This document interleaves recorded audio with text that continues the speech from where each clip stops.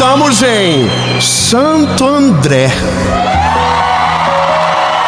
Irmão, tem que respeitar, não dá para explicar o que é isso aqui, mas eu posso te dizer que a presença de Deus, ela é real no nosso meio, e nada é mais maravilhoso.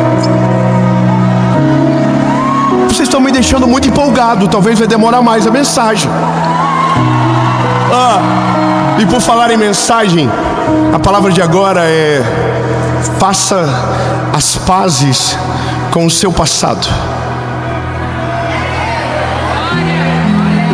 Talvez seja difícil para ouvir algumas coisas, mas a maior razão do nosso futuro muitas das vezes não ser extraordinário é porque o nosso passado está cheio de feridas escondidas. Porque não saramos e tentamos viver como se não tivesse nada aqui dentro. Mas hoje isso vai mudar. Eu quero declarar sobre você, antes que essa mensagem comece, que quando você terminar não haverá peso no teu coração, não haverá marcas dentro de você, serão curadas no nome de Jesus. Mas antes da gente ir para a mensagem, eu quero pedir um negócio para você. Curte o vídeo, bebê. E nós estamos chegando pertinho dos 10 milhões de inscritos, meu lindo. E você é parte dessa história. Então curte, comenta, compartilha. Se tiver alguém que você está de mal, manda o vídeo. Já é uma boa desculpa para você começar a resolver o B.O. Entendeu? Se você conhece alguém que está com o coraçãozinho assim meio morocochô, manda no grupo. Só manda e sai. E veja, toda segunda-feira, 7 horas da manhã, tem uma palavra de Jesus para você aqui. Então, meu lindo, vamos para a mensagem.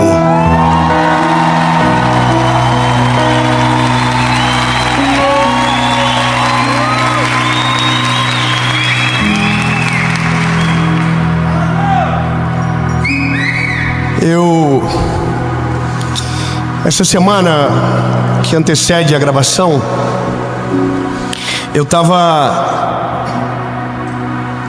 mexendo na internet e vendo alguns vídeos aleatórios, quando passou a mensagem de um pastor muito famoso no mundo, e ele sofreu uma queda muito grande.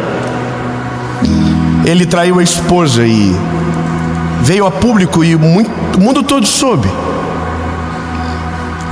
E eu fiquei impressionado porque o vídeo, ele estava com a esposa e era contando que o Senhor havia restaurado eles. E eu fiquei muito feliz com aquilo. Eu comecei a assistir. Só que num determinado momento da mensagem que ele contava, na verdade era a esposa perguntando para ele: de quem é a culpa pelo que nós estamos vivendo? E ele dizia: a culpa é minha, foi minha. Foram as minhas escolhas, foram os meus pecados, foram as minhas decisões. Só que veja, o que me pegou de verdade não foi isso. Eu já sabia de toda a história, mas ele falou algo que mexeu comigo. E sabe quando tu paralisa assim, você fica, uau. Ele disse: nosso maior problema é que a gente tenta se curar enquanto luta. E eu, de verdade, na hora, pensei, mas nós não temos que lutar para nos curar. E aqui é o negócio mais importante. Não é sobre como você luta, é a forma que você luta. Então, a maioria das vezes, nós não estamos lutando para nos curar, nós estamos lutando para nos defender. Nós estamos lutando para provar que estamos certos. Nós estamos lutando para provar que a razão está do nosso lado. Então nós não curamos e por isso a nossa vida não avança. E agora eu preciso entrar na palavra com você. Porque Toda a realidade espiritual da Bíblia se baseia na palavra perdão. Nós fomos perdoados pelo Senhor. Meu Deus, que delícia, tem 2 aleluia, já tem quase 4. Eu vou dizer de novo, você só está aqui porque você foi perdoado pelo Senhor. A graça dele nos alcançou. Então fomos perdoados. Então o Evangelho gira em torno do perdão de Jesus, do arrependimento do homem. E aí, lindo, você começa a ver a história de Jesus e você vai vendo o perdão e vai se impactando com a equação de perdão que Jesus apresenta. Mas o que eu quero que você aprenda e nunca mais esqueça é isso aqui. Mateus, capítulo 6, versículo 14. Porque se perdoardes aos homens as suas transgressões, também o vosso Pai Celestial te perdoará. Comemora ainda não. Mas se vocês não perdoarem as suas transgressões, o Pai não vai perdoar vocês. Não dá mais para dar aleluia, né? A gente já fica assim, como assim? Peraí. É exatamente isso que você ouviu. Se você não perdoa, você não vai alcançar o perdão de Deus. E agora é a crise, porque a gente não quer que seja dessa maneira a justiça. A gente quer receber aquilo que não tem coragem para dar. A gente quer desfrutar de uma realidade que a gente não semeia nas pessoas. E eu preciso dizer para você, o maior problema da nossa geração, uma das grandes crises do nosso tempo, é justamente porque nosso coração está carregado de histórias, carregado de passado, carregado de circunstâncias mal resolvidas, aonde a gente segue a vida como se nada tivesse acontecido. Sabe, a gente tenta com a nossa força do braço, a gente avança e parece que não chega em lugar nenhum. E aí quando nós olhamos, a nossa família é o resumo da família que saímos. Nosso casamento é o resumo do casamento que nos gerou. Nossos filhos são gerados da mesma maneira que nós fomos gerados. Nós somos educadores, pais, da maneira que recebemos. E sabe, parece que é um ciclo que não para, que não cessa. Eu não sei se você já teve essa sensação de reproduzir na vida de alguém o que um dia machucou você. Sabe, teve palavras que eu ouvi na minha vida quando eu era adolescente, criança, que me machucaram tanto, que me feriram tanto, e que em um determinado momento da minha vida, quando eu vi, mesmo vivendo a vontade de Deus, eu estava fazendo exatamente igual. Eu vou abrir algo do meu coração para vocês. O meu garoto, João, quando ele começou a aprender matemática e português, eu me lembro que um dia minha esposa comprou um joguinho de alfabeto assim. Nós estávamos juntos no momento de banho e nós começamos a colocar as letras do alfabeto. E eu comecei a perguntar para ele qual letra era. E ele começou a errar. E ele começou a errar e eu também comecei a errar. E comecei a ficar áspero com ele. E ele começou a chorar dentro da banheira. E minha esposa tirou, falou para mim: o que é isso? O que está acontecendo? E aí eu lembrei de uma coisa. Teve um dia que, quando eu era garoto, eu aprendi tabuada numa tarde. Minha mãe ficou do meu lado com um cinto que mirava bem no meio das costas. E ela perguntava: 2 vezes 2, 4. 2 vezes 3. Eu dizia: Jesus, não me deixe errar, Senhor. Não me deixe errar. Veja, tudo aquilo que a gente não cura, a gente reproduz. Tudo aquilo que a gente não olha, não dá atenção, cria raízes no nosso coração e em um determinado tempo da nossa história aparece. Por isso que quando eu olho para o Evangelho, quando eu vejo Jesus dizendo, Pedro perguntando: Jesus, quantas vezes eu devo perdoar alguém? Aí Jesus diz 70 vezes 7. A natureza do homem é imediatamente fazer as contas. É isso que a gente faz. Quanto é 70 vezes 7? Para a gente pensar que talvez esse seja o máximo de vezes. Só que aí quando termina isso, Jesus diz para os discípulos: olha, o reino dos céus é semelhante a... E aí ele conta uma história, uma parábola.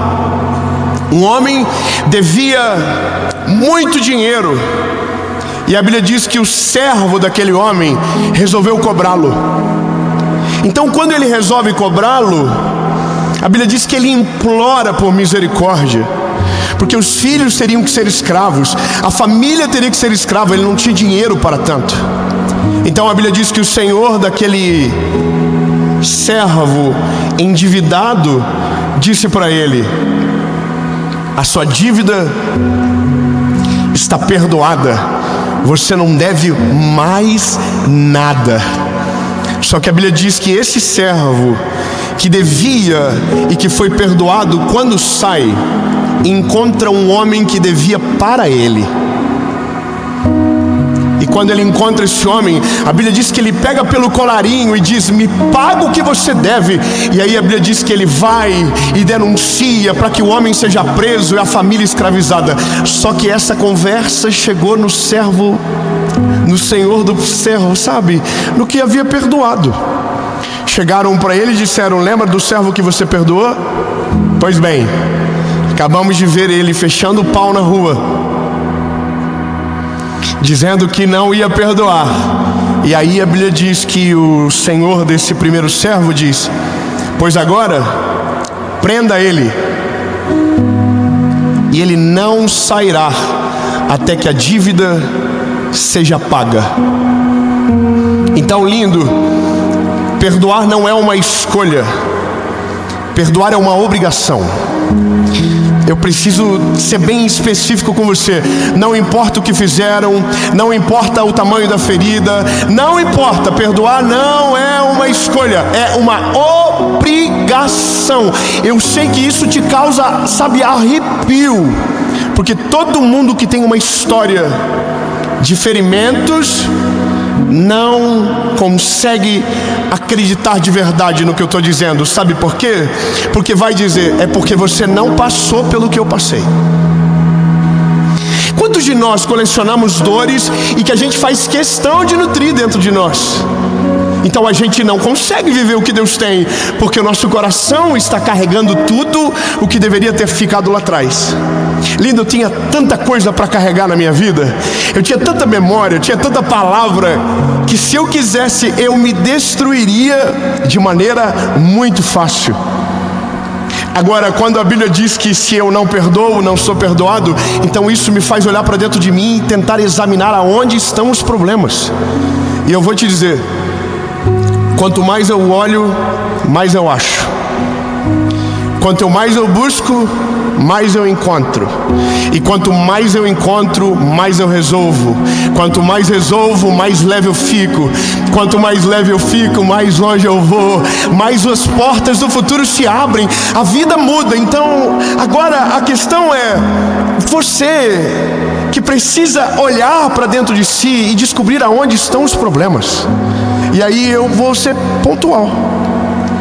Eu sei que é difícil ser pontual quando o problema é individual e subjetivo, mas os problemas do ser humano se resumem a poucas coisas, e a principal delas é a paternidade. A maioria dos nossos problemas não foi com os nossos professores,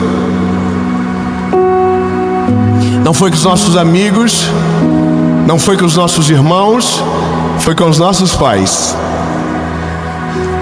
grande parte de todos nós carregamos palavras que precisavam ter sido há muito tempo jogadas fora. Muitos de nós ainda acreditamos em mentiras que foram semeadas dentro de nós porque não fomos curados de verdade. Eu estou cansado de conversar com gente que não quer casar porque não acredita no casamento, mas é porque venderam uma história de casamento que ele comprou errada. Gente que não quer ter filho porque foi traumatizado com a paternidade. Gente que não se relaciona porque foi machucado demais. Gente que não avança. Os anos se passam e a vida está igual. E o problema está 20 anos atrás. Já pensou que loucura? Você está em 2024 paralisado porque em 2010 algo aconteceu e você não conseguiu resolver. E sabe, esse é o resumo da vida de muita gente.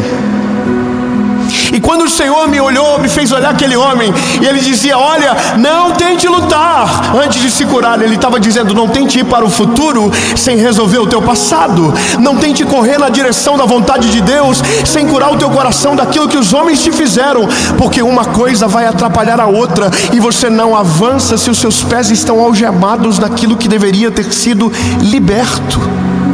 Então agora, veja, se eu entendo que não é uma escolha, mas uma obrigação, eu vou ter que aprender a fazer de maneira obrigada.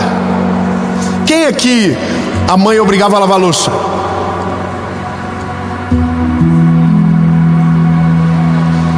Passar pano, varrer. Quem aqui amava varrer a casa? Quem aqui amava lavar a louça? Ninguém, irmão. Todo mundo odeia essas coisas. Ninguém acorda um belo dia dizendo: nossa, que vontade de lavar uma louça. Nossa, sonhei a noite toda que eu varria a casa. Que sonho. Não, irmão, a gente sonha com Maldivas, a gente sonha com outras coisas, não é? Agora, isso aí ninguém sonha. Só que se eu não lavar a louça, a pia enche. Se eu não varrer a casa fica imunda. Se você não perdoa, o seu coração fica imundo. Se você não perdoa, o seu coração fica insuportável. Se você não perdoa, você fica amargo. Se você não perdoa, você não consegue viver. Porque quando você menos percebe, o seu rancor está filtrando as suas escolhas. Então, deixa eu definir de maneira clara para você. Quando você não perdoa, quando você não deixa ir, você constrói uma cela dentro do teu coração e aprisiona quem te feriu aqui dentro. Só que todo prisioneiro precisa ser alimentado, e esse é o problema.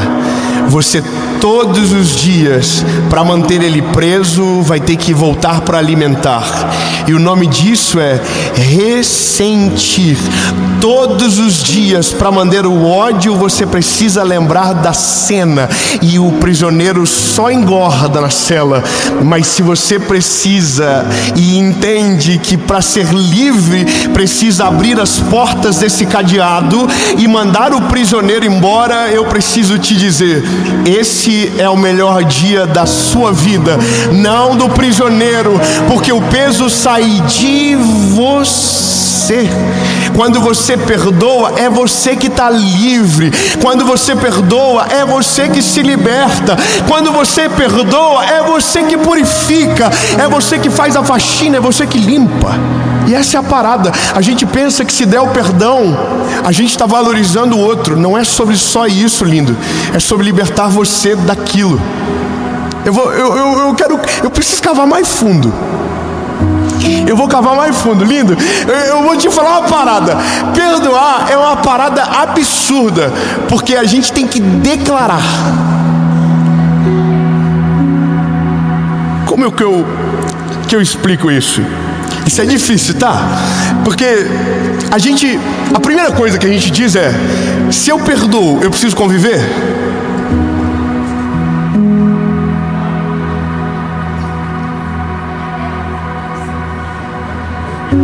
Ó, pensa bem, tá? Se eu perdoo, eu não preciso conviver, é isso? Eu sei que vocês estão com medo de responder, porque parece meio antibíblico, não parece? Ah, eu não quero só mais falar com ele. Eu te perdoo, mas não aparece na minha frente. Tá tudo certo, é assim mesmo. Perdoar não é ser amigo de volta. Perdoar não é amar como da primeira vez. Perdoar não é aceitar a ofensa. Perdoar não tem nada a ver. Perdoar não tem a ver com perdoar. Veja, eu vou ser mais, preciso ser mais claro. Perdoar não tem a ver com o outro. Perdoar tem a ver com você. Como assim, David? Sim, peraí. Se você não perdoa, é você que sofre. Se você ressente, é você que sofre. Se você está magoado, é você que sofre. Então veja, se é só você que sofre, quando você perdoa, é você que se liberta, é você que não sofre mais, é você que não dói mais. A parada é isso, é olhar para o meu coração e dizer: Jesus, aonde está o problema que eu quero resolver o meu passado para viver o futuro que o Senhor tem para mim? Então, ó, eu te perdoo. Até nunca mais. Mas eu não preciso mais. Não precisa, tá isso, lindo. Eu vou te falar, tá cheio de gente que gosta de namorar bandido. Ai, que difícil. Tem mulher que apanha e volta para apanhar de novo. Tem gente que tem um sentimento de autoflagelo que não dá para entender. Lindo. Você perdoa, mas nunca mais precisa voltar para dentro de casa. Você perdoa, mas pode ligar para o 190.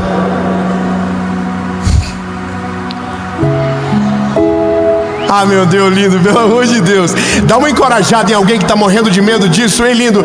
Perdoar não diz que a justiça divina não vai ser aperfeiçoada, que o Senhor não vai cumprir a ordem. Lindo, pelo contrário, quando você perdoa, você diz: Deus, o problema não é mais meu, agora o problema é do Senhor. Eu perdoei, mas se o Senhor puder, pega. Se o Senhor puder, trabalha. Se o Senhor puder, exerce justiça. Senhor, se o Senhor puder, faça algo. Mas eu estou livre desse mal, eu não sofro mais. Meu coração está limpo, livre, leve e soltinho. Entendeu? É liberdade. Então, ó, eu sei que isso é tão bom ouvir isso, porque daí eu vou para a Bíblia e eu fico imaginando o Pedro assim. O Pedro é o mais vida louca. O Pedro é o mais bocudo. Eu imagino o Pedro assim: 70 vezes 7, sobe 3 vezes 4, vezes 3 vezes 2. Aí Jesus interrompe ele com uma parábola: Pedro, dá uma olhada aqui. Não é sobre a quantidade, é sobre a obrigação. Então veja, o perdão é uma decisão que você precisa ser tomada de maneira obrigatória. Então, lindo, funciona assim. Você quer viver o futuro que Deus tem para você?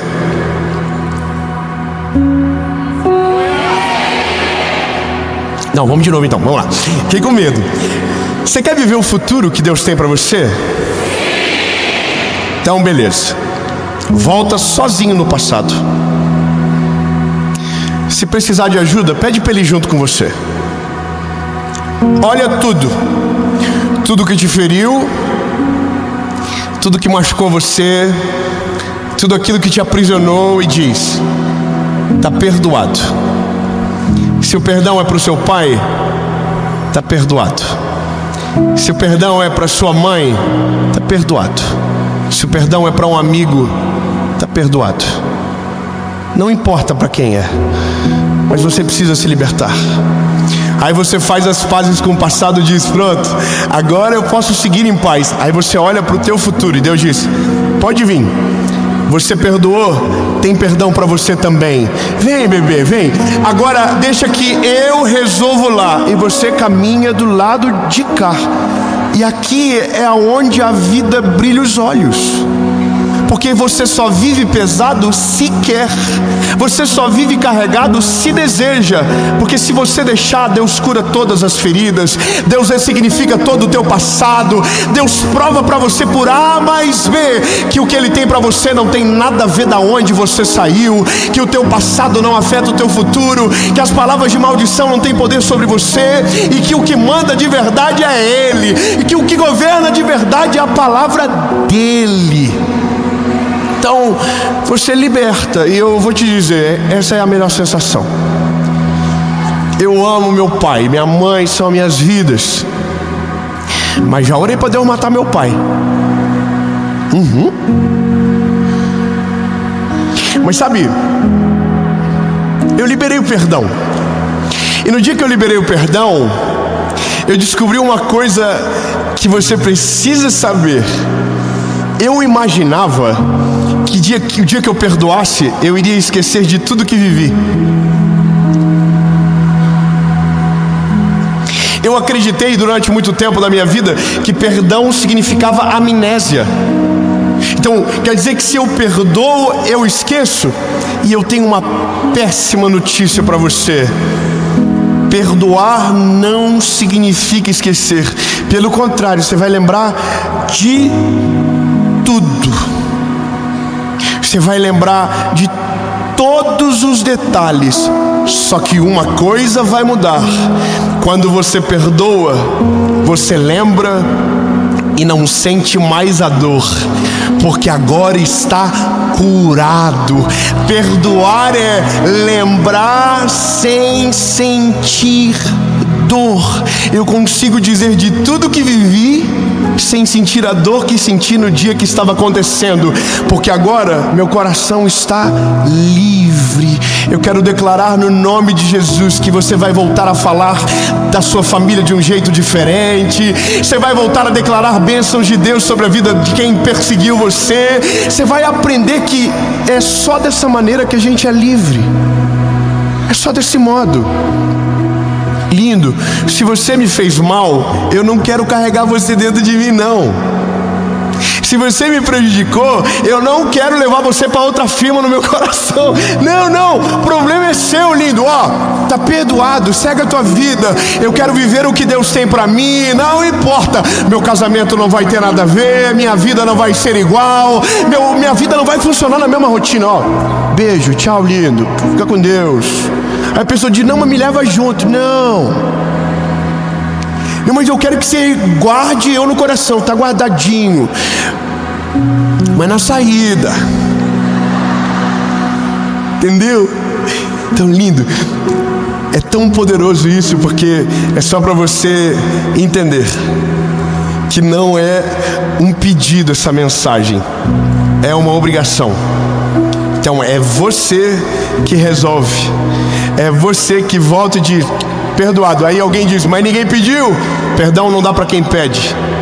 Perdão você dá porque você precisa. Está perdoado. Parece estranho. Pense em alguém aqui que feriu você. Faz só isso aí rapidão. Pense em alguém que machucou você. Agora fala assim, está perdoado.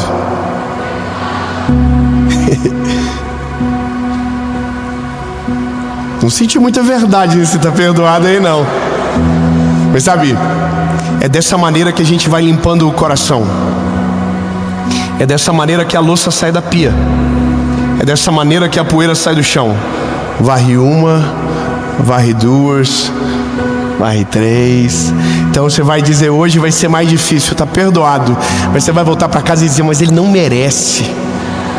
Não devo perdoar. Aí amanhã você vai lembrar da mensagem e vai dizer, está perdoado, Jesus. Eu não quero carregar isso comigo. Aí alguém vai mandar uma foto, você vai ser miserável, não é possível. E aí depois você vai dizer de novo, está perdoado, até o dia que você olhar e não sentir mais nada. E aí nesse dia você vai poder dizer, eu sou livre.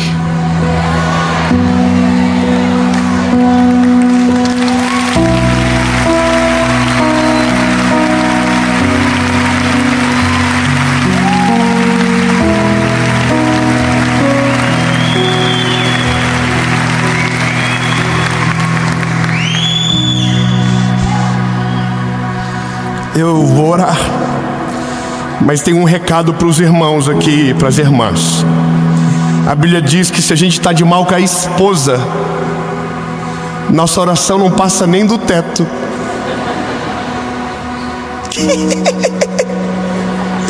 Já pensou que loucura? Quer dizer que se eu não perdoo, eu não sou perdoado? Não. Quer dizer que se eu estou de mal, nem a minha oração vai. Às vezes você está orando um monte de tempo e Deus está assim, ó. Pede perdão para quem precisa. Libera perdão para quem você precisa ser livre. Porque só vamos viver aquilo que Deus tem para nós se o nosso passado for apagado de verdade. Sabe o que a Bíblia diz? Eis que eu, o Senhor, farei uma coisa nova. Ei, lindo, vamos, grava, vem comigo. Porque eis que eu, o Senhor, farei uma coisa nova, e os teus olhos ainda não podem ver. Colocarei rio nos desertos, caminho nos ermos. Ei, lindo, o Evangelho está dizendo, é novo, é o coração novo. Ei, e eis que tudo se fez, as coisas velhas se... Sabe o que é isso? A Bíblia diz que quando Deus perdoa, Ele rasga a carta de dívida e não lembra mais dela. Eu quero que você tenha essa sensação, lindo. Rasgue a carta de dívida de quem precisa ser rasgado, porque você vai seguir em frente em nome de Jesus. Deus, eu declaro com a autoridade que há no Teu nome, Jesus, que essa mensagem vai extrapolar os caminhos da internet, Jesus. Eu declaro, Senhor, que famílias inteiras serão curadas, que vidas totalmente transformadas, Jesus. Vidas estagnadas vão avançar 10 anos em um. Jesus, eu declaro no Teu nome, Senhor, que coisas paralisadas vão começar a caminhar depressa, e o Teu nome vai ser glorificado. O passado não vai nos parar, nós estamos seguindo para o centro da Tua vontade, em nome de Jesus.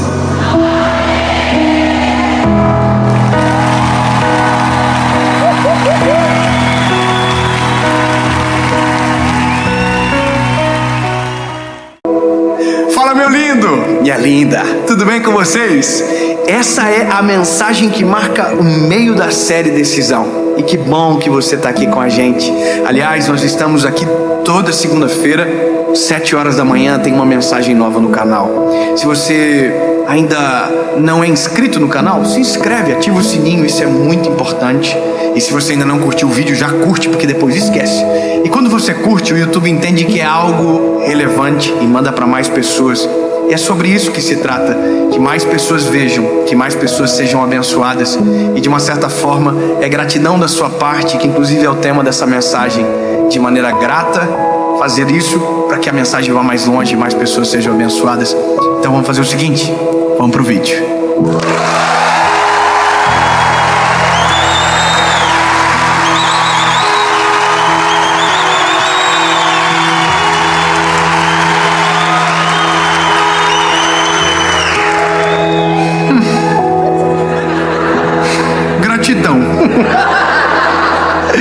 Ai, Jesus. Evangelho de Jesus, conforme escreveu Lucas, capítulo 17, versículo 11. Eu demorei muito tempo para pregar essa mensagem.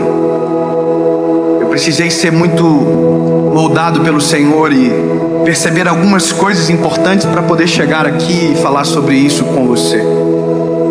Eu já li esse texto centenas de vezes, mas dessa última vez que li foi circunstancial para algumas decisões. Eu quero caminhar com você. Diz o seguinte a palavra: e aconteceu que indo ele para Jerusalém, passou pelo meio de Samaria e da Galileia. E entrando ele em uma certa aldeia, saíram-lhe ao encontro 10 homens leprosos, os quais ficaram parados de longe. E eles levantaram a sua voz, dizendo: Jesus, mestre, tem misericórdia de nós. E ele, vendo-os, disse: ide e mostrai-vos aos sacerdotes. E aconteceu que, enquanto iam, eles foram purificados. E um deles, quantos? Um deles, quando viu que estava curado, retornou glorificando a Deus em alta voz. Aleluia. E caiu sobre sua face aos seus pés, dando-lhe graças. E ele era um samaritano. Aleluia. E respondendo, Jesus disse: não foram 10 os purificados? Onde estão os 9? Não se achou quem retornasse para dar glória a Deus, senão este estrangeiro? E ele disse: levanta-te e vai pelo teu caminho, porque a tua fé te salvou.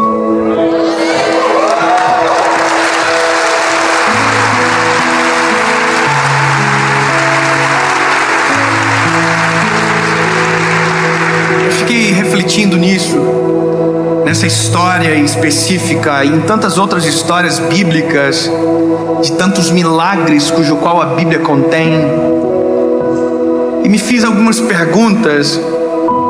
De quanto tempo demora para que a memória de um milagre desapareça do nosso coração?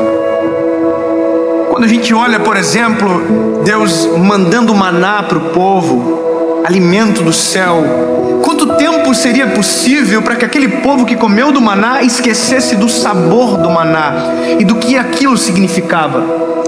Quanto tempo demorou para que aquele povo que atravessou o Mar Vermelho esquecesse quem fez o milagre? Quanto tempo demora para que nós, depois de viver um grande milagre com o Senhor, esqueçamos o bem que Ele nos fez? E refleti muito nisso, busquei no Senhor entendimento, e descobri que tem gente que consegue esquecer do milagre segundos após o próprio milagre.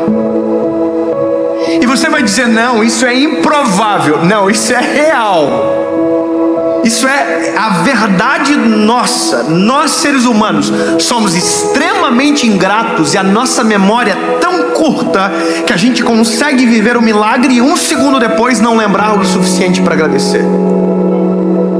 Eu vou te dizer uma das coisas que eu vi no meio disso tudo, que eu fiquei chocado. Eu tenho um senso de humor um pouco estranho. A minha esposa não entende muito o que eu acho engraçado. Eu sou assim, tem coisas que eu digo: nossa, que top, olha. Daí ela fala: não entendi. Não sei, o senso de humor meu é estranho. Mas eu, quando vejo as coisas na internet, eu sou assim, eu vivo. Irmão, se eu vejo uma série, eu vivo o negócio. Eu me envolvo com os personagens, eu oro por eles, sonho. Sinistro. Irmão, esse negócio da batatinha 1, 2, 3, eu tava orando já, eu tava: Deus, a bolachinha, Senhor, ajuda. Tem gente que fica chocado, mas eu sou assim. O Prison Break, irmão, quando eu vi aquela série, eu falei: Jesus, liberta ele, Senhor. Meu Deus. Eu me envolvo emocionalmente, eu fico, sabe? E aí, esses dias, por um acaso do destino, eu tô vendo um vídeo na internet de um paraquedista. Se ele ver esse vídeo, eu fiquei chateado com você, meu amigo. Talvez você veja, alguém vai mandar: mas já estou em paz contigo, não fique de mal comigo. Mas você foi bobão. Tem que falar, porque a internet, assim, o fofoqueiro passa forte. O irmão querido paraquedista, que não se sabe se é perigoso, então é um querido, ele estava no paraquedas, voando, e tinha um rapaz na frente, na cadeirinha, e tinha uma câmera filmando. E eu tô aqui: olha que lindo. Ai, nossa. E aí ele entrou numa nuvem e fechou tudo. E ele perdeu a visão e não conseguia ver mais nada. Irmão, quando isso aconteceu com o rapaz, ele ficou desesperado. Então que ele estava desesperado, tentando acalmar o rapaz da frente. Não, fica tranquilo, ele: não, vamos tudo morrer. Não, vai dar tudo certo. Então ele falava e esquecia. Aí ele começou a orar. Irmão, ele começou: Deus, o Senhor sabe que eu tenho uma filha, Senhor. E aqui, no meio da nuvem, não vendo nada: o Senhor sabe que eu tenho uma filha para criar, Senhor. E aí ele orou e começou a rezar: Pai nosso que está no céu, santificado seja o vosso nome, venha a nós o vosso reino. E terminou, começou: Santa Maria, Mãe de Deus, rogai por nós pecadores. Irmão, todas as orações que ele lembrou, ele fez, uma atrás da outra. E eu tô aqui, ó: oh Jesus, eu me envolvo, irmão. Livra ele, Senhor. Tira essa nuvem. E aí ele orava e falava assim: fica tranquilo, tá tudo certo. Deus me ajuda a ver. Irmão, eu estou torcendo pelo infeliz para ele viver, para ele não morrer. Eu estou felizão, porque ele sai da nuvem. De repente, a nuvem abre e ele vê o horizonte. Irmão, quando eu vi aquilo, eu comecei: oh, glória, aleluia, que bênção. E aí eu olhei para ele, que é esperando ele agradecer a Deus também, né? Porque se eu que não estou na treta agradeci, então, né, é o mínimo que se espera. Irmão, o irmão saiu da nuvem e não falou nada. Ele só falava palavrão. Saímos! Vamos pousar! E eu aqui, agradece, infeliz. Agradece para não ficar irritado. Agradece, eu vou ficar... Irmão, não agradeceu. Irmão, se eu sou Deus, eu coloco a nuvem na frente de novo.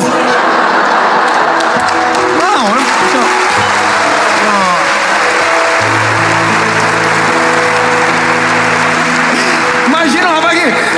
Oh, nuvem de novo. Jesus, tem misericórdia, Senhor, tem uma filha. Pai nosso que estás no céu. Quer dizer, tem gente que lembra só para pedir e nunca para agradecer. E isso somos nós.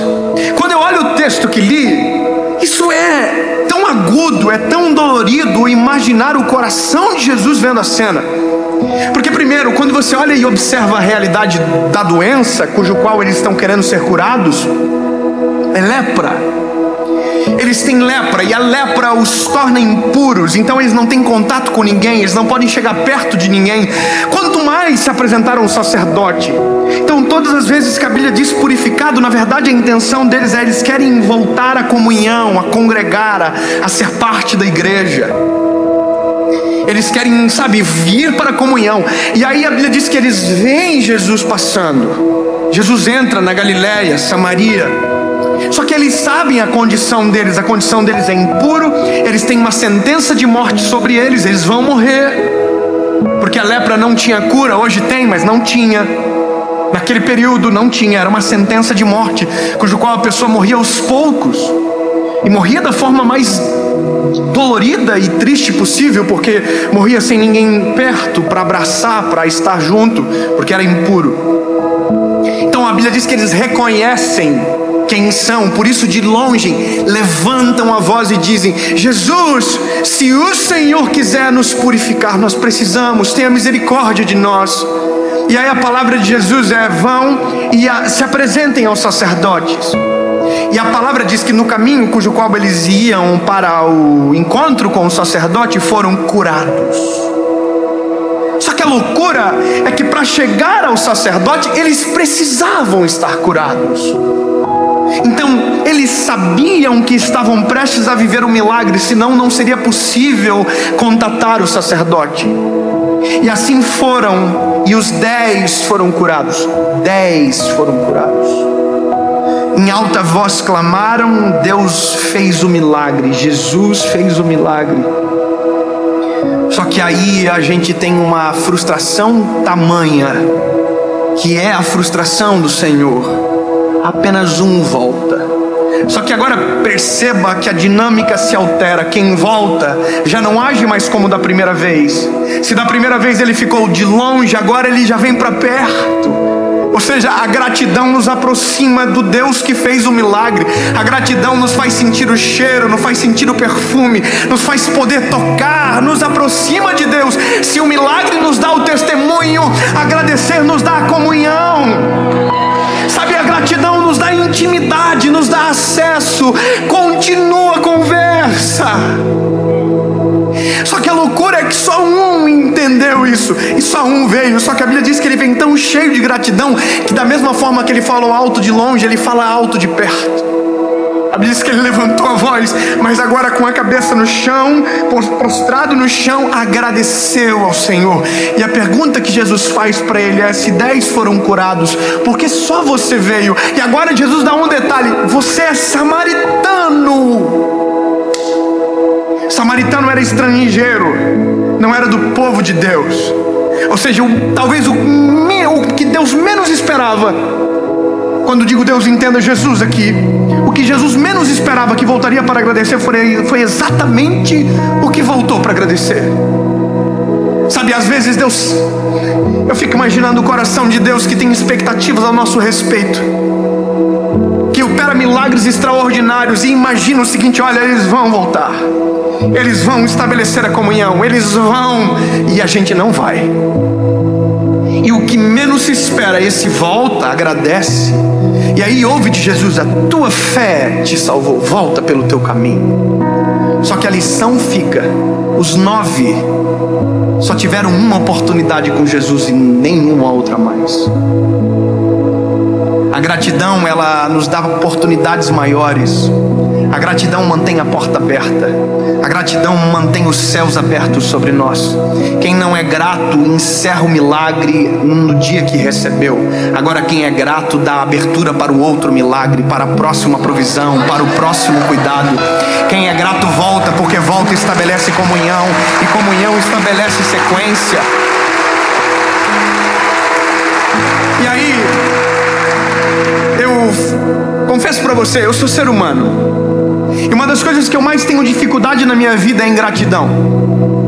É uma das coisas que ferem o meu coração, porque eu consigo remontar a minha história, e faço isso de maneira frequente, para que justamente não perca a gratidão ao Senhor, porque aqui mora um segredo importante: ser grato é diferente de agradecer. Como assim, David? Eu vou te explicar. Eu agradeço, se não sou grato, esqueço. Agora a gratidão é criar um memorial no meu coração, cujo qual, quando vejo você novamente, revisito a memória daquilo que você me fez de bom. Isso é gratidão. Gratidão é entrar na presença de Deus com a memória de tudo bem que Ele já fez. Deus, tu salvou a minha família. Deus, tu mudou a minha história. Deus, tu me deu uma nova chance. Isso é gratidão. Gratidão não é só agradecer uma vez. Gratidão é revisitar a memória todas as vezes que você encontra. Cristo, tu é bom. Quando eu subo para pregar, eu vou falar uma coisa para você: o meu coração estremece, eu fico, ansioso, aflito. A semana da série para mim, que é a semana da gravação, eu busco o Senhor, eu oro, mas o tempo todo eu estou revisitando as memórias, tudo o que Deus já fez, todas as palavras que Deus já deu, todas as curas que nós já vivemos, e me lembro sempre do dia que Ele me salvou. Quando revisito a memória, resgato a essência que me trouxe para este lugar. Eu quero que você entenda que gratidão mantém os nossos pés no chão.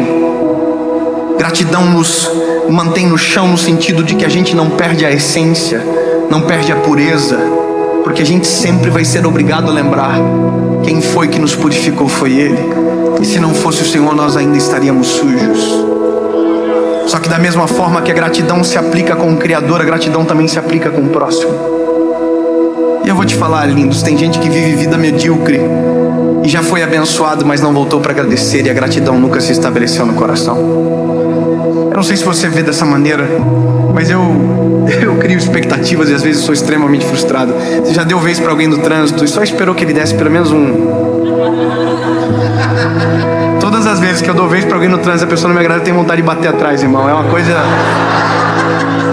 bateu, desculpa. Só que como quem bate atrás sempre é culpado, então eu não bato. Mas se não... Poxa, você deu a vez, né? Aí você fica assim: oi? E aí? Você já olhou no olhar de alguém, cumprimentou e a pessoa nem sequer reagiu? Não dá uma aflição na gente isso? Agora imagina Deus com a gente. Porque eu dou a vez na frente para passar. Jesus deu o Filho, Deus deu o Filho dele na cruz do Calvário. Eu só dei uma vez, Deus deu o Filho, viu na cruz do Calvário por nós. Eu não podia ser Deus, irmão. Se eu fosse Deus, estava tudo no sal, eu também estava. Irmão, reclamasse, perdia. Não agradecia, voltava. Irmão, não ia dar. Eu não sei, mas é porque eu compreendo na medida que vivo, e eu tenho pouca idade, mas que a gratidão mantém portas abertas do céu e portas abertas na terra. Eu vou repetir para você: a gratidão mantém as portas do céu abertas sobre você e mantém as portas da terra abertas também para você. Quem volta para agradecer e cria memorial vive o extraordinário.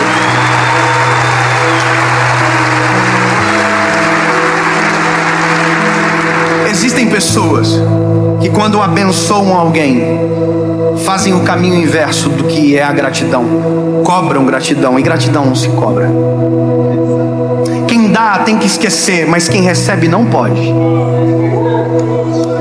Quem dá tem que esquecer, porque se aquilo faz lembrar toda vez, significa que também não fez de coração. Mas quem recebe nunca pode esquecer. Se Deus ficasse jogando na nossa cara toda hora aquilo que Ele fez, de maneira genérica para todos e de maneira exclusiva para nós, quantos milagres, quantos, e que a gente esquece, nós estaríamos passando vergonha todos os dias. Mas aí que mora o segredo e que mora a essência de Cristo, o amor de Jesus. Porque quando Jesus faz, Jesus também não está olhando para quem está fazendo. O interessante é que quando Jesus diz que o samaritano voltou para agradecer, também me dá a entender que Jesus curou o samaritano. Então Deus dá porque é da natureza dele. Agora a gratidão tem que ser desenvolvida em nós.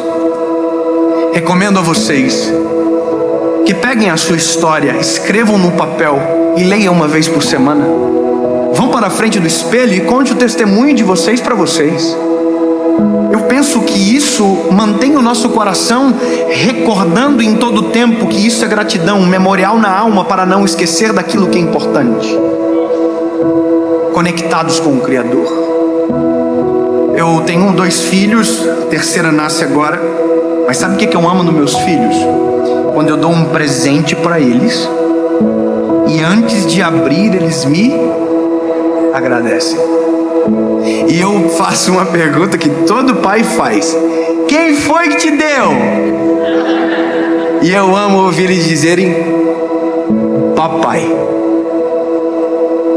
O papai me deu. Mas esses dias eu vi o contrário. Eu vi isso sem perguntar. E foi ainda mais prazeroso.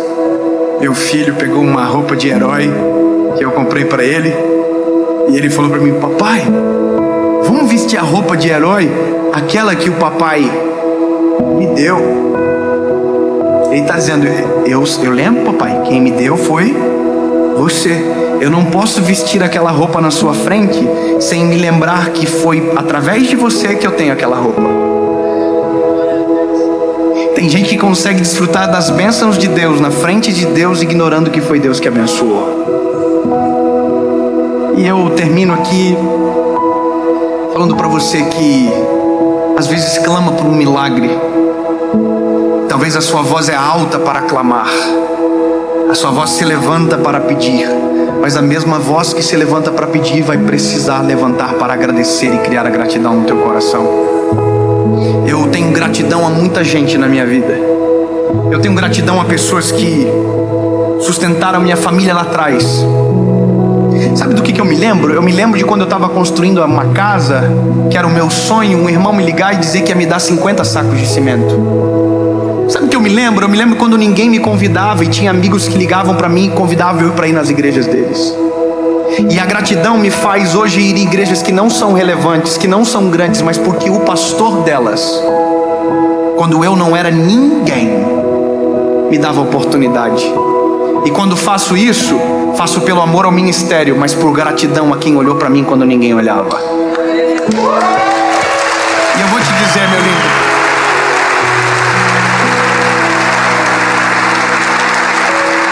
isso é tão prazeroso. Tem um pastor em especial, que ele é um missionário. E esse homem, ele tá no meu coração. Eu nunca vou conseguir ignorar uma chamada dele, por exemplo. E ele nunca me deu um centavo, mas ele dispensou tanto amor e tanta oração sobre a minha casa, que eu jamais vou esquecer dele. O nome dele é Pastor Everaldo. O pastor Everaldo viu eu escrever o meu primeiro livro. E quando eu não tinha onde escrever, ele deixou terminar na rede da casa dele.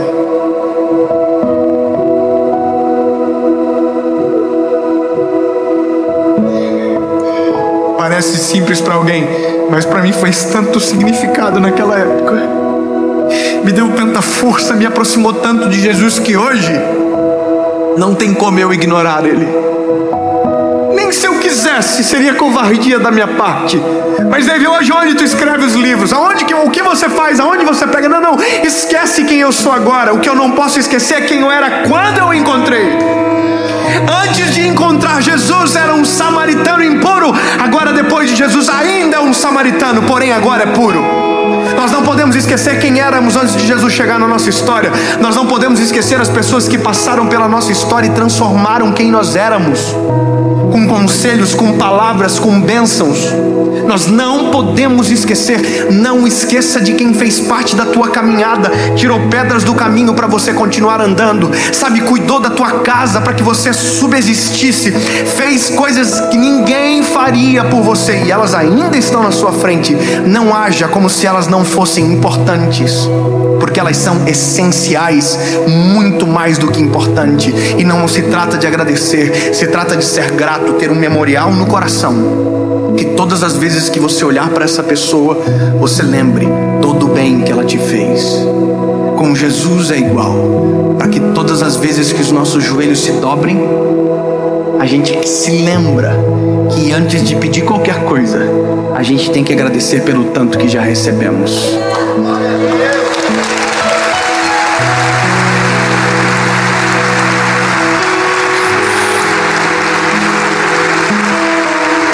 Jesus, seria ousadia da nossa parte pedir algo nesse momento. Só quero te agradecer, Jesus, porque me lembro de quando tudo isso começou. Me lembro dos primeiros vídeos, me lembro das primeiras mensagens, me lembro de quando o Senhor me encontrou. Quem eu era, como eu estava, é impossível esquecer, Jesus. Eu só estou aqui porque o Senhor me encontrou no caminho e me santificou, purificou.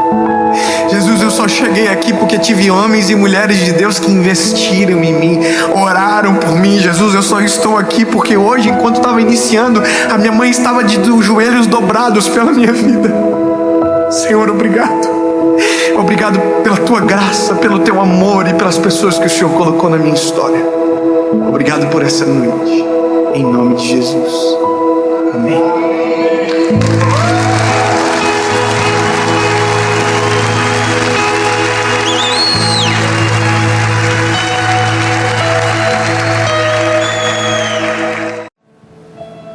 Primeiro livro dos Reis, capítulo 19, diz: e Acabe contou a Jezabel tudo o que Elias havia feito, e ao mesmo tempo como ele havia matado todos os profetas com a espada.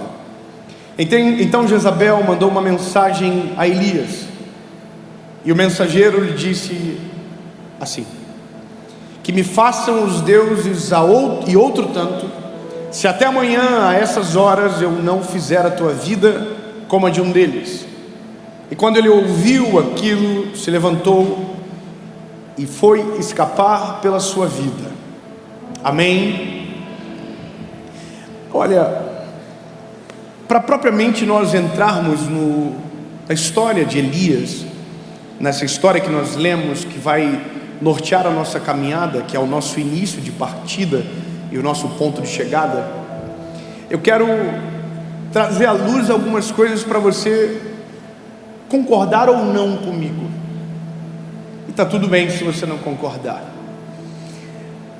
Que é sobre o tempo que nós estamos vivendo, sobre um relato rápido sobre a nossa geração. Cada geração que o mundo conheceu, ele é marcado por períodos históricos que alteraram o seu comportamento, ou de uma maneira paulatinada, ou de maneira acelerada, de acordo com cada geração. Depois da queda do Muro de Berlim, houve uma alteração comportamental avassaladora na humanidade, um período que nós chamamos de pós-modernidade. Eu sei que é um pouco chato falar disso, porque parece que é uma aula de história, mas não é.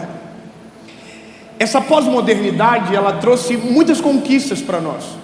A mulher assumiu o seu papel na sociedade, Muitos direitos foram conquistados, muitas coisas novas aconteceram, a democracia se estabeleceu de um jeito diferente, e muitos avanços e conquistas. Porém, tivemos também os retrocessos ou os problemas que se criaram a partir da visão da pós-modernidade sobre o comportamento humano. Uma delas, por exemplo, é a geração do individualismo. A pós-modernidade, ela não só gerou pessoas individuais, como se esforçou para criá-las. Então hoje nós somos uma geração que está aprendendo que nós podemos tudo sozinho, que nós conseguimos, que nós somos capazes, e está cheio de gente dizendo que você é uma máquina de vencer, e que você consegue sozinho, que tudo que você precisa está dentro de você. E tem muita gente aprendendo errado, e isso causa uma grande consequência, que é transformar a palavra solitude em solidão.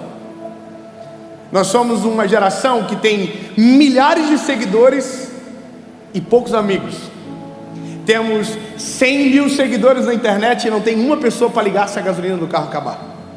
A gente consegue fazer uma live desabafando para milhões de pessoas, mas não consegue olhar no olho de um amigo para falar o que precisa. Ou seja, nós estamos trancados em jaulas pequenas dentro de uma grande jaula. É como se fôssemos distantes uns dos outros, mesmo estando próximos. Nós estamos aprendendo assim, estamos empurrando essa verdade, e isso é uma consequência. A rede social é isso. A rede social é um mundo onde você cria o personagem que você bem quiser. Tem gente que é pobre que parece rico, tem gente que é rico que parece pobre, tem gente que não é relevante que se acha relevante, tem gente que é relevante e que é simples. E o personagem da internet, basicamente, ele é construído. Eu não sei você, mas eu conheço um monte de dublê de rico. Você conhece? Não olha para ninguém agora, só para frente, aleluia, amém. E isso tudo é o fruto do nosso tempo. A informação mudou no nosso tempo. Quem aqui é da década de 90? Bom, vou melhorar. Quem aqui sabe o que é disquete? Irmão, a gente sabe. Quem não sabe, é que o meu público já envelheceu um pouco. Não sabe o que é disquete? Não. A gente é assim, a gente fala Nutella. A nossa geração, irmão, sabe para que serve uma caneta Bic. E não é para escrever, é para rebobinar fita cassete. Não é verdade? A nossa geração pesquisava na Barça.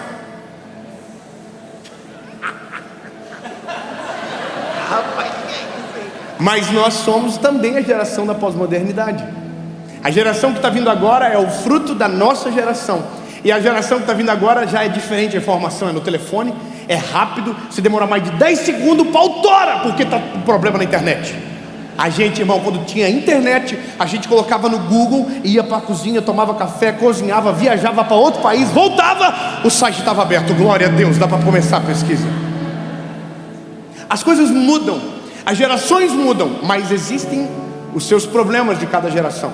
Então temos o individualismo, temos o pluralismo de ideias. Isso é maravilhoso. Uau! Ninguém mais tem certeza de nada. Tudo tem dois lados, tudo tem opinião. Eu acho que. Não é verdade?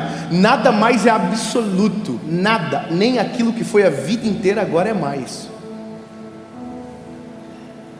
Só que temos um problema, que o Deus que a gente serve não é um Deus de relativos. O Deus que a gente serve é um Deus de absolutos. O que Ele diz está dito e acabou. Sim, sim, não, não. Ou seja, a sua opinião não importa. Eu acho que isso aqui pode. Que vontade de entrar em um assunto assim pesado, só para ver o constrangimento. Eu acho que isso aqui não tem nada a ver. Você acha? O problema é seu. Agora vai para a palavra. A palavra não acha, a palavra tem certeza. A Bíblia não se muda, não se altera. a palavra de Deus, ela permanece, ela não se amolda às gerações que precisam se amoldar a ela, ela não se amolda aos séculos, os séculos precisam se amoldar a ela. Ela é a receita fiel da felicidade do que Deus tem para o homem, tem início, meio e eternidade nela. Você entende?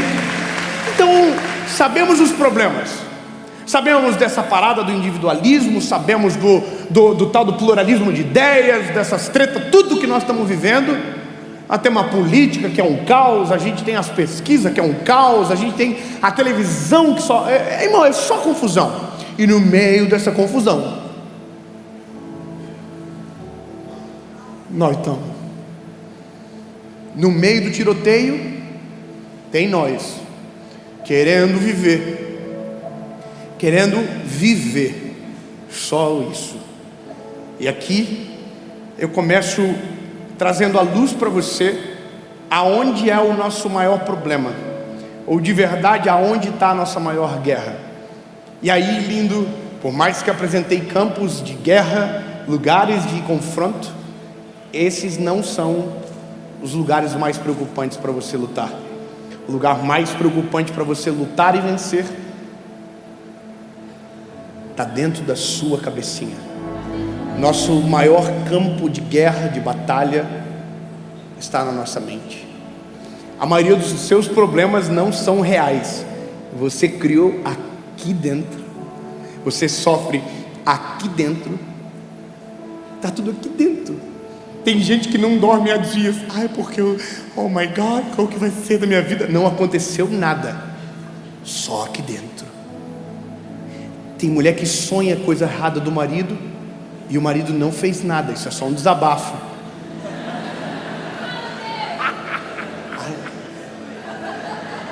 Aí ela acorda com raiva do marido, vai tomar café com uma cara de glúteo. Aí você fala, aconteceu alguma coisa? Ela fala, eu sonhei. Aí você fala, mas eu não fiz nada. Está aqui dentro. A ansiedade está aqui dentro.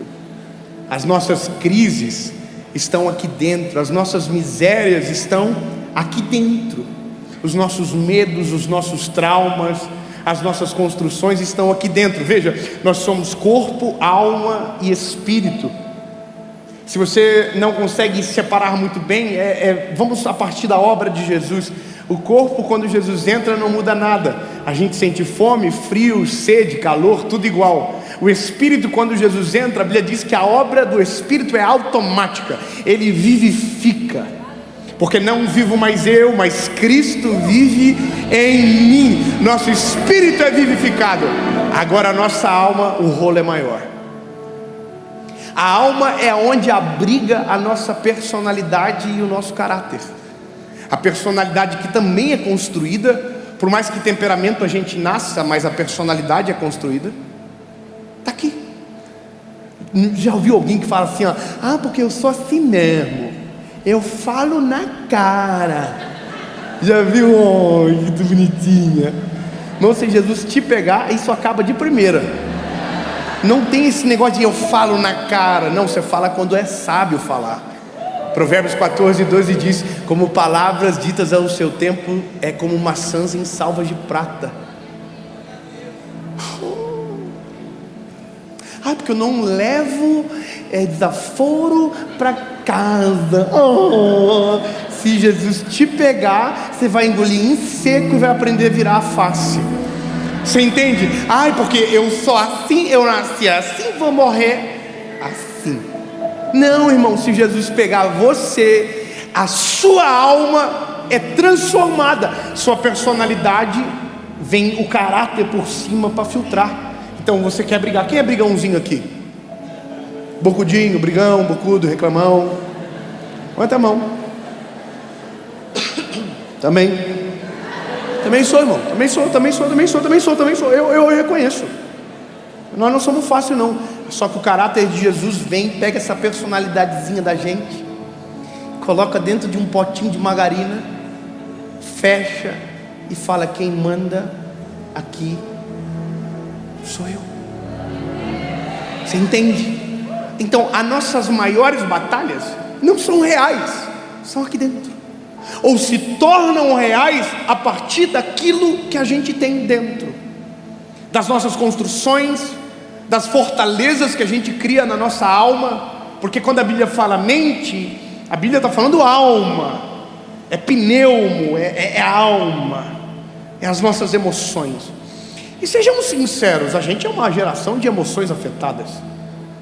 As pessoas são muito dramáticas, tudo, ai meu Deus do céu, porque não sabe lidar com o problema. Os nossos filhos, se a gente não cuidar, a gente vai gerar uma geração frouxa, porque eles não têm frustração. A gente dá tudo que quer, a gente faz tudo que pede, e o que nos fez homens e mulheres foram as frustrações que a gente suportou e resolveu. Você entende? Então, o cuidado que nós precisamos ter é ainda maior, porque se nós formos frouxos, a Bíblia diz, se nos mostrarmos frouxos no dia da batalha, a nossa força será pequena. A gente precisa entender logo aonde está o cerne de tudo, e o cerne de tudo está na nossa alma, é o nosso campo de batalha. E eu quero te ajudar hoje a vencer essa guerra. 2 pessoas ficaram felizes e sorriram para mim. Então eu quero pegar os irmãos dramáticos, eu quero te ajudar hoje a vencer essa batalha. Eu quero ajudar você hoje a vencer as crises de instabilidade. Eu quero ajudar você hoje a sair daqui para nunca mais ser a mesma pessoa, para nunca mais perder as mesmas batalhas, para de uma vez por todas entender o que muda a vida do ser humano a partir da vinda de entrada de Cristo em nós. Olha só, vamos embora. Eu começo falando sobre o Elias. O Elias é um cabra atentado, macho, um homem de fé, um homem crente. A Bíblia diz que ele desafia os profetas de Baal, capítulo 18, depois você lê. Ele desafia dizendo que o Deus de Israel mandaria chuva do céu, molharia o altar. E os profetas de Baal dizem, não, quem vai mandar é Baal. Mas Baal é Baal, nem existe. Coitados, oraram para Baal, Baal não respondeu, porque só responde quem existe. Agora Elias orou ao Senhor de Israel, ao Deus de toda a criação, e a Bíblia diz que Deus o respondeu. E antes de mandar a chuva no céu, de a seca acabar, ele mandou fogo consumidor sobre o altar, e o nome do Senhor foi glorificado. E todos os profetas foram derrotados por Elias na espada. Ou seja, a gente não está falando de alguém frágil, a gente não está falando de alguém apequenado pela vida. Não, ele é um cabra fera. O score dele está lá em cima, ele tem moral. Esse cara, irmão, como que um cara desse vai perder uma batalha? A autoestima dele, irmão, tá 300, rebentei. Dele é um pau em geral, tá hypado, o Instagram dele tá bombando, seguidor toda hora. Que isso, quem foi? Aí a Bíblia diz, escuta, a Bíblia diz que Jezabel, quem? Jezabel chama o mensageiro, Acabe falou para ela tudo que Elias havia feito, e ela manda uma mensagem para ele. E na mensagem era mais ou menos isso: em 24 horas eu vou matar você. Irmão, você derrotou todos os profetas de Baal, você está voando, você está arrebentando. Aí uma mulher, Jezabel, manda um recadinho para você, falando: eu vou te matar. Aí, irmão, o Elias, o cabra-homem corajoso, sinistro, morrendo de medo, foge. Você entende que tem alguma coisa muito errada? Você entende que existe alguma coisa muito errada? Ele acabou de ter uma grande vitória e uma mensagem desconcertou ele. Eu não sei como você é, mas o ser humano, no geral, é assim. tudo está certo. Alguém fala uma coisa, ele, eu vou morrer. Todo mundo elogia, alguém critica, a pessoa fala, poxa vida, ninguém gosta de mim, eu vou me matar. O ser humano é assim, irmão, ele acorda motivado, vai dormir para morrer. A gente, irmão, eu estou falando para anjos, ou estou falando para ser humano aqui? Fala para o irmão que está do teu lado, você é essa pessoa. Me ajuda. Não, as pessoas ficam assim, eu não. Eu sou bem instável. É instável. Escute então, que não é razoável que um homem como Elias se deixe levar por uma mensagem, a não ser que você entenda que a guerra de Elias não é o que está acontecendo fora, é o que está acontecendo aqui dentro. Existe algo chamado exaustão. Elias está exausto da batalha. Elias sabe da fama de Jezabel, da crueldade dela.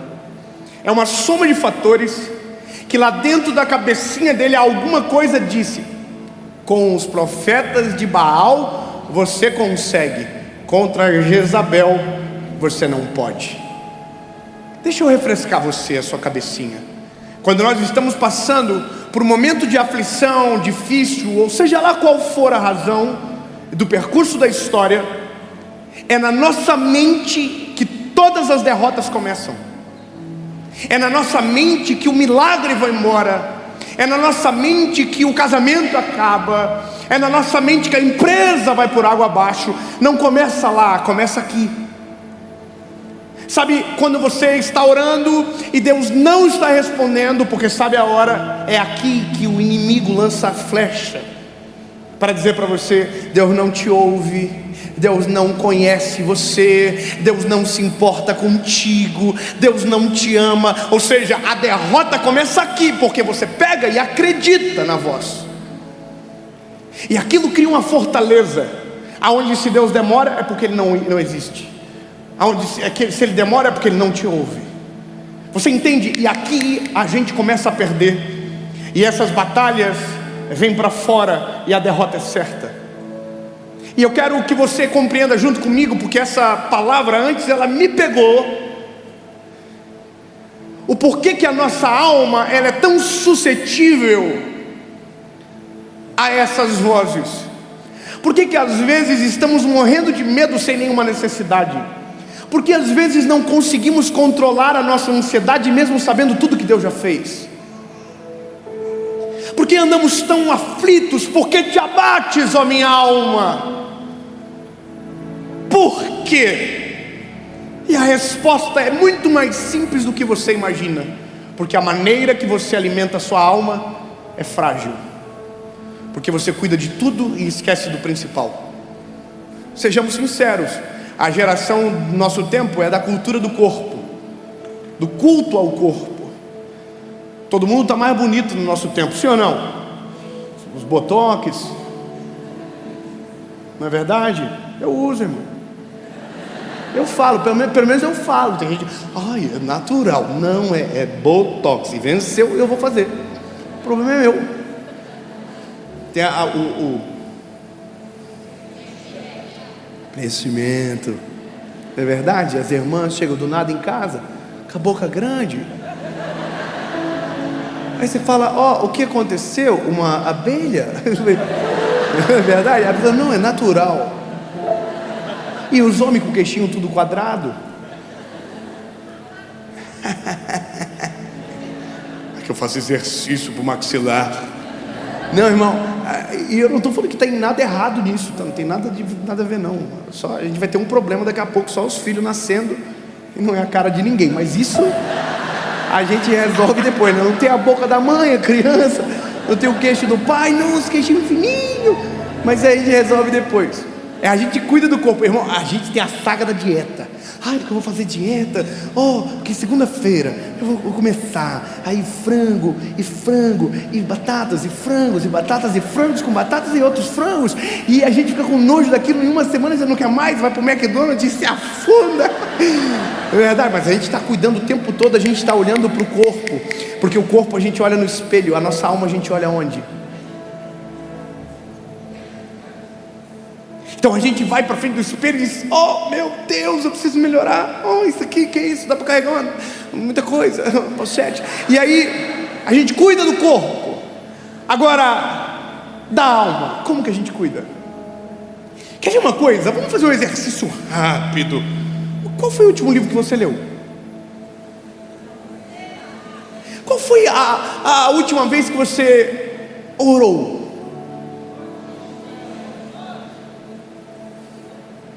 Eu entendo que tem gente no meio que diz: eu orei hoje de manhã, mas a maioria das pessoas estão... O que você assistiu no Netflix? Qual foi a última série que você assistiu?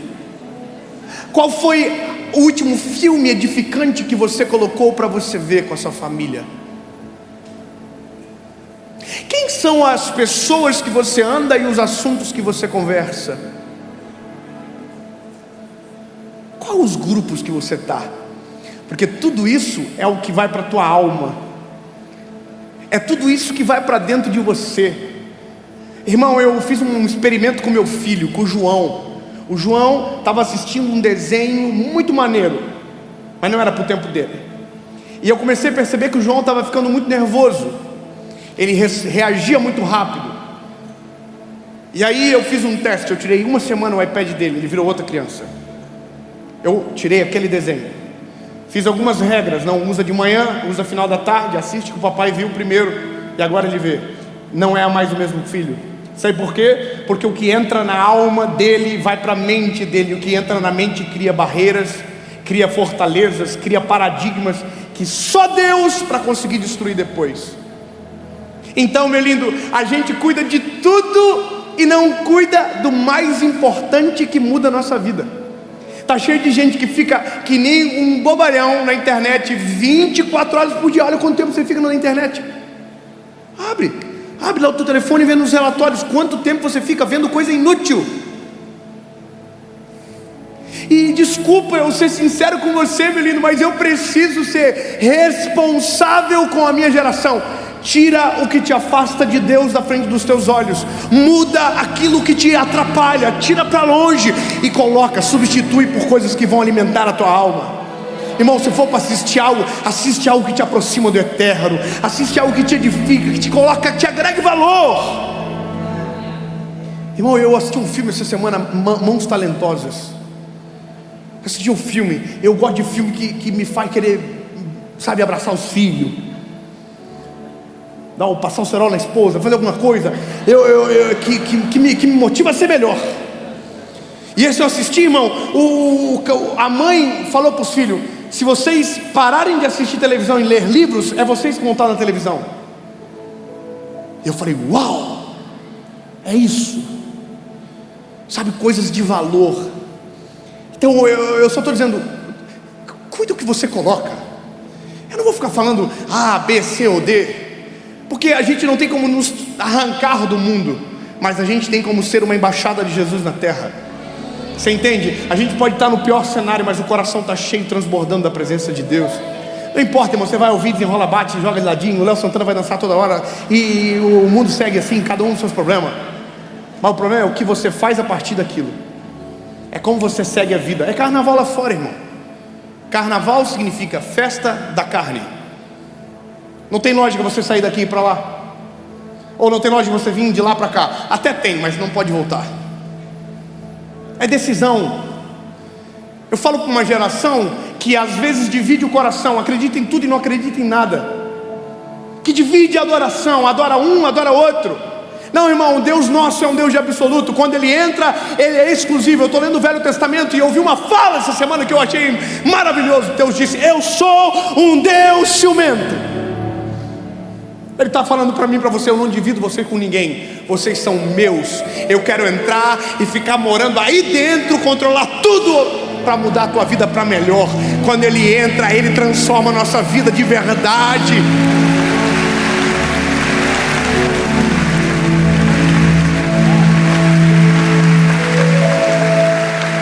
A questão é o Elias. O Elias morrendo de medo. A Bíblia diz que ele se senta debaixo de um pé de zimbro e deseja a morte. Ele quer morrer. Ele fala: Senhor, se possível for, tira minha vida. Eu não quero mais viver. Um vencedor, um campeão, sinistro. Senhor, não quero mais. Alguém já sentiu isso aqui? Só para assim: não quero mais viver. Vontade de dar uma se matadinha um pouquinho. Alguém tá dizendo? Você acha que não é normal? Isso é a coisa mais comum do nosso tempo. Você não tem noção quantas mensagens a gente recebe disso. Quantas vezes eu fui parado em algum lugar alguém me dizendo: olha, eu ia me suicidar, e uma mensagem chegou através de você e mudou a minha vida para sempre. Sabe o que é? Que quando Deus entra, Ele penetra lá na alma, Ele vai lá no cerne da dor, e só Ele tem poder para transformar o homem de verdade. Mas lembra, está aqui na frente dos olhos. Irmão, o Elias está desejando a morte, e a Bíblia diz que o Senhor Deus mandou um anjo. Aleluia. Não, irmão, vamos ficar felizes junto comigo. O Senhor mandou um anjo. Vamos de novo, eu vou melhorar. O Deus que a gente serve se importa com o que a gente sente. Escute, mesmo a guerra não sendo real ainda, a guerra que está aqui dentro lhe importa. Deus se importa com emoções. Isso é a loucura do Evangelho, saber que um Deus perfeito de toda a criação olha para meninos como eu e você, e se importa com o que está aqui dentro. A Bíblia diz que o Senhor mandou um anjo, e o anjo não era para defender Elias de Jezabel, era para defender Elias dele mesmo, da mente dele. O anjo chega e o Elias está dormindo, um sono de desistência. E a Bíblia diz que o anjo acorda ele e diz: Elias, levanta, coma e beba. E vai. Comer o quê? Beber o quê? A Bíblia diz que quando Elias olha, tinha pão assado na brasa. Cadê os irmãos gordinhos para celebrar comigo?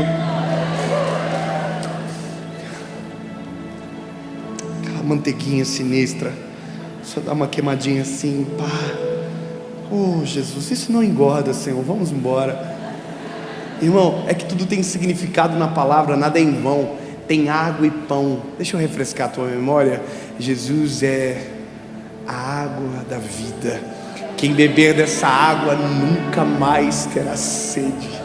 Ele é o pão vivo que desceu do céu. Ele alimenta, e quem comer nunca mais terá fome. Lindo, deixa eu te... Puxa vida, que gostoso isso, Senhor.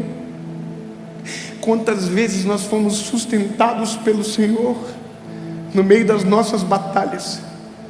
Quantas vezes Deus mandou alguém, Deus mandou uma palavra, Deus mandou alguém, um sinal às vezes, para nos alimentar no meio do caos, para nos trazer refrigério no meio da batalha.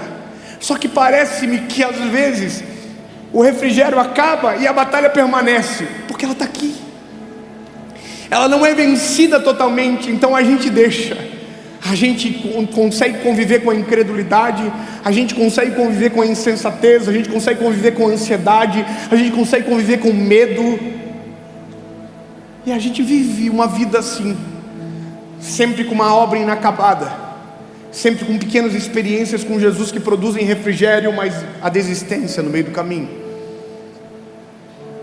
E aí a Bíblia diz que o Elias não quer continuar. Ele dorme de novo, o anjo acorda e diz: levanta, rapaz, que a tua jornada é longa. Você pode falar para o bonitinho que está do teu lado assim: a sua jornada é longa. Lembra de onde você veio, aonde que você chegou. A gente tem que aprender a guerrear no campo certo de batalha. Quando a batalha é aqui dentro, as armas têm que ser espirituais. Quando a batalha é aqui dentro, a guerra só é vencida com a arma certa. Eu vou te ensinar algo que para mim funciona. Quando uma seta do inimigo tenta me desencorajar, colocar crises dentro de mim, a minha boca prega contra a minha mente. Como? eu declaro: eu sei quem eu sou, Jesus. Eu sei que Tu és o meu Senhor e Salvador. Eu sei que eu sou o Teu Filho amado, Jesus. Jesus, eu conheço os Teus planos, um pouco pelo menos sobre mim, a ponto de não desistir do que Tu tens. A minha boca guerreia contra a minha mente, e todo espírito contrário cai por terra, porque ele não tem espaço aonde quem manda é o Senhor. A dica para você é: tire o que não presta, mas aproxime o que serve. Sabe, tenha vida de oração, fale com Ele. A gente precisa sempre de alguém. Não, você não precisa, garoto, ô menina, fala com Ele, dobra o joelhinho teu. Eu vi um garoto essa semana pregando uma mensagem que eu achei fantástica. Ele disse: quando você estiver cercado por todos os lados e não tiver para onde correr, corre para o joelho, fala com Ele, diga: Jesus, leia a Bíblia, leia a palavra, leia coisas que te edifiquem, anda com gente cheia do Espírito Santo. Procura gente que anda pertinho de Jesus para andar com você, meu amigo. Ele vai te incomodar no começo, porque você vai ter que mudar muita coisa. Ele vai filtrar você, mas é importante para te ajudar a crescer. Traz para perto de você, irmão. Ande com gente que te desafia a ser melhor, que te desafia a ser um ser humano melhor. Anda com gente que não deixa você falar mal de ninguém, ele te trava. Anda com essa pessoa, ela te irrita no começo, mas te edifica no final. Você está entendendo? Coloca coisa perante os teus olhos que te aproximam do eterno. Assiste filme bom, assiste mesmo, mas assiste coisa boa. Amanhã eu quero ver isso aqui. Mas então, seja a minoria do dia. Eu vi um negócio essa semana, eu achei maneiro. Você tem que tomar não sei quantos copos de água para tirar o copo de coca de dentro de você. Irmão, eu desisto.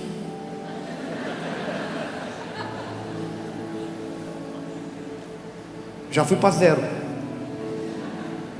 porque açúcar não entra em mim, só no pudim. Aí também não dá para tirar, porque é sacanagem. Mas entende? Aprenda a substituir as coisas. Dá uma olhadinha quanto tempo você passa no telefone. Aí depois você diz se você tem tempo ou não. Porque quando você fala assim, leia a Bíblia, você diz: eu não tenho tempo. Ore, eu não tenho tempo. Irmão, você entra no banheiro, você liga o Instagram. Você senta no trono da verdade, da justiça, e você fica: o que eu vim fazer aqui mesmo? Ah, lembrei. Entende? Substitui. O Elias está entrando numa crise de depressão.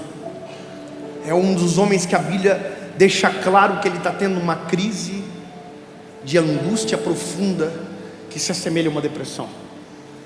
A Bíblia diz que no final de tudo ele entra numa caverna para acabar. Caverna é um lugar escuro de quem desistiu. Ele entra na caverna. Talvez eu esteja pregando aqui agora e você está me ouvindo de dentro da sua caverna, mas que está só aqui. Está aqui só. De dentro da tua caverninha, alguém te provocou para você vir para cá hoje. Te trouxe para cá, você não queria. Falou assim: eu não vou pagar para ouvir. Oh, que lindo. Você acha que eu não sei? Ai, que absurdo. Não, amor, você não paga para ouvir, não é de graça na internet, que você pagou para sentar mesmo, porque muita equipe, muita gente, confusão, né? Mas você veio, sabe por quê? É o Senhor que fez o negócio acontecer. Você veio, o anjo foi e não deu certo, Deus foi.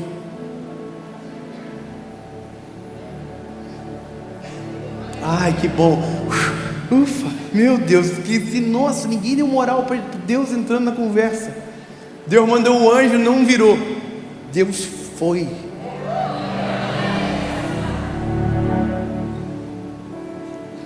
Deus foi. Elias está na caverna, eu imagino a cena. Elias deitadinho assim. Nossa, acabou tudo. Eu quero morrer. Nunca mais ninguém vai me ver nessa vida. Aí Deus entra na caverna. E a voz do Senhor fala com Elias. E a palavra de Deus com Elias é: Elias, o que você está fazendo dentro da caverna?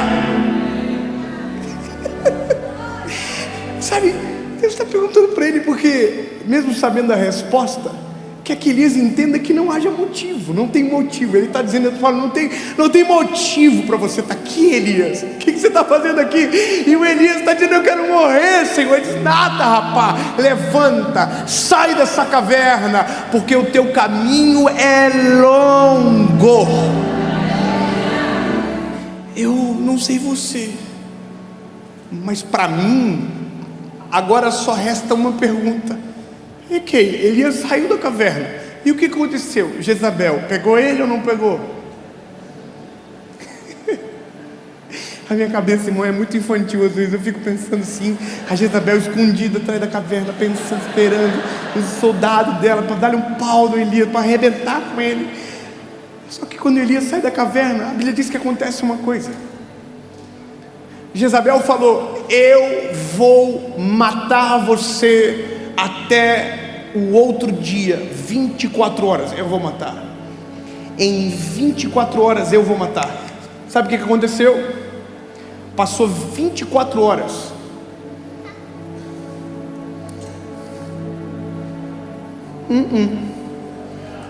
Elias não morreu. Ai, obrigado. Vamos, gostei. Vocês estão junto comigo já. Passou 48 horas. Quanto? Elias não morreu. Passou um mês. Elias não morreu. Passou 2 anos. Elias não morreu. Oh, meu lindo, eu vou ficar até você lembrar que leu na Bíblia um dia, na escola dominical, em algum lugar, que na verdade a Bíblia fala que Elias nunca morreu. A Bíblia diz que Elias foi transladado aos céus.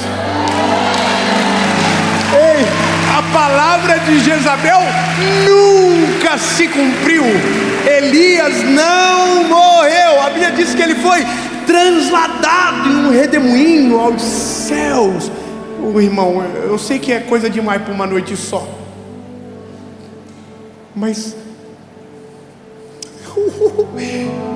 e Jezabel não tem palavra, Deus tem. Irmão, a guerra que você enfrenta não tem palavra, Deus tem. Sabe, Deus tem palavra, zela para cumprir a sua palavra, e o que vale é a palavra. Agora, como eu resolvo isso? Para terminar, vamos terminar? Poxa, eu pensei que já era para dizer assim, não, tá bom, top. Romanos 12, Romanos capítulo 12, versículo 2, o apóstolo Paulo escreve a Roma dizendo, não vos conformeis com este mundo. Ele está falando da mente, tá? Ele está falando daqui. Está falando da alma. Mente no grego é pneumo, é alma. Ele está dizendo, não amoldem a alma de vocês a este mundo. Não deixa esses padrões governarem você. Se o mundo diz que a gente é para viver sozinho, a gente vai dizer que coisa nenhuma. A gente nasceu para viver em comunhão com pessoas que dividem da mesma fé e esperança viva que nós temos. Não tem nada a dizer, o mundo é relativo. Para mim não tem nada relativo. Se Deus diz que sim, é sim. Se Deus diz que Deus é não, é não. Eu falo que é pecado e acabou. Mas eu acho, o problema é seu. A palavra dele diz que é isso e acabou. Não dá. Acabou. Aí Paulo diz, não vos conformeis com este mundo, mas renovem a vossa mente. Apocalipse diz, porque eu estou à porta e bato. Se você ouvir a minha voz e abrir a porta, eu entrarei e farei morada. O convite do Evangelho para mim, para você, não é viva uma noite comigo e vai embora. O convite do Evangelho é deixa eu ir embora dentro de você. Deixa eu ir embora dentro de você. O seu espírito eu resolvo agora, mas no processo da alma eu vou precisar estar junto contigo todos os dias. Me deixa dividir a história. Irmão, eu fico imaginando a loucura de Deus olhar pra gente e dizer assim: quer morar nessa kitnet velha. Você acha que é um duplex? Não sei, irmão, só se você for grande. Porque nós somos tudo pequenininho, fraco, frágil. A gente é ruinzinho, irmão. A gente é ruim. E sabe qual é a loucura? Eu não sei você, mas quando eu me mudo, eu já me mudei muito nessa vida. A primeira coisa que eu quero fazer quando eu entro numa casa é tirar o cheiro de quem morava antes. E passa produto de limpeza, e higieniza, e pano, e rodo, e vassoura, porque eu quero tirar o cheiro. Quando Deus entra, quando Jesus entra, a primeira coisa que Ele quer fazer é tirar o cheiro. Quer começar algo novo. Sabe, aqueles traumas que estão lá na tua mente, de abandono e de rejeição, Ele quer tratar isso dentro de você.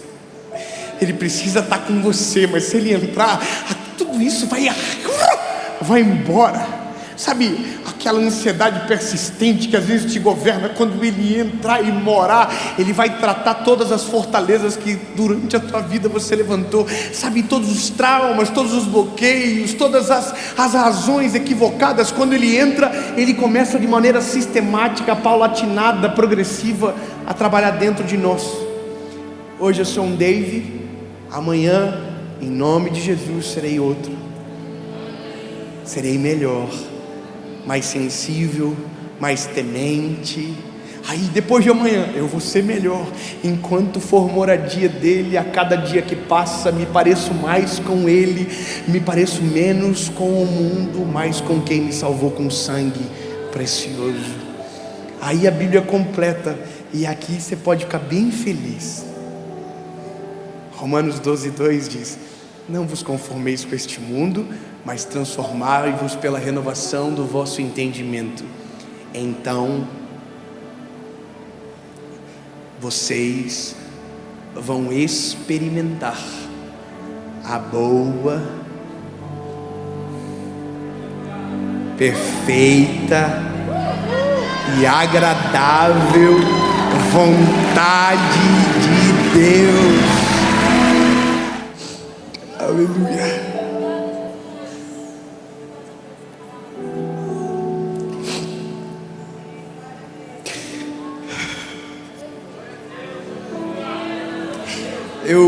Eu sou muito garoto ainda, por mais que eu já vou fazer 33 anos, mas eu sou muito garoto ainda.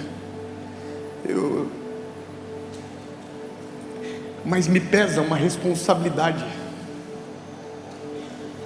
Me pesa uma responsabilidade de ter uma voz que alcança milhões de pessoas. E eu não posso ser irresponsável com você.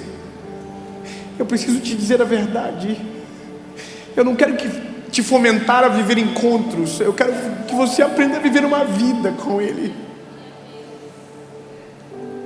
Que você não dependa, que você tenha Ele. Que você tenha Ele.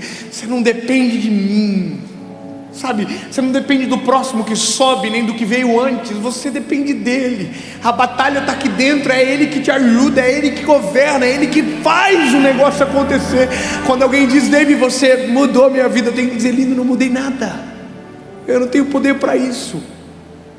Foi o Senhor que mudou. O Senhor usa a ferramenta, mas a mão que usa é mais poderosa do que a ferramenta usada. Entende? É Ele que faz.